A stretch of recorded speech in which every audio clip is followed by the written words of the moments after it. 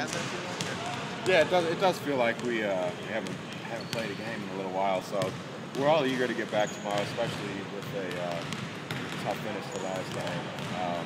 We're really eager to get back there and win some games.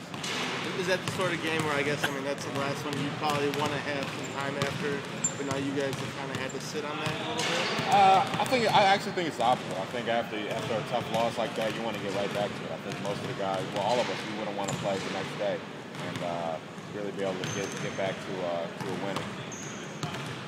I mean, your finals week, you guys are stuck in the classroom or studying most of the time, but I mean, you get to get any basketball in at all?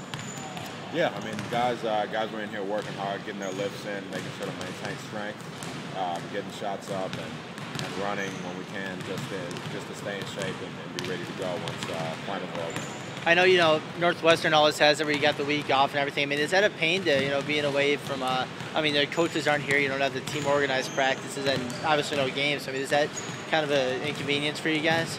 Yeah, it's tough. I mean, it's nice to be able to really focus on school because it's a difficult school and finals week is really important. So it's nice to be able to do that. At the same time, it's kind of tough not being able to practice as a team. But overall, it works out well for us. You guys I know you guys have had this before too, like 3 games in 4 days. You got a tough stretch here. I mean, how do you guys as a team go about focusing on each individual opponent and preparing for each team with limited time? Yeah, well, we just definitely take it one game at a time and prepare for each team the day before. So we're preparing for Texas Southern today, maybe Central Connecticut on Friday, and preparing for Eastern coming up on Sunday. So we're excited for it. You guys don't look into any game plan for future teams until you play that first game? No, yeah, we'll take it one game at a time, definitely. So right now, all our focus on Texas Southern. When you think back of that Baylor game, what do you guys think? I mean, we're trying to move on from it but one thing we definitely have to learn, and we struggled defensively a lot, especially from the get-go. Transition defense is really bad. We looked at that on tape. And then we weren't putting the ball in the basket. We've got to be able to make shots and know when we're getting our shots and knock it down. Do you feel like the shooting was just one of those days, or was there anything more into that? Yeah, it was a combination of both. Their zone was pretty tough. It was something that we haven't quite seen before, so we were getting different shots than we usually get. So that was part of it, I think, and then I think it was all the bad shooting.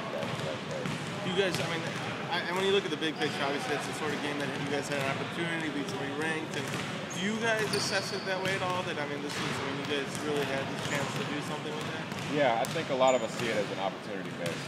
To get a ranked team, especially playing at home and playing a home crowd, you really had a chance to do something, to prove yourself.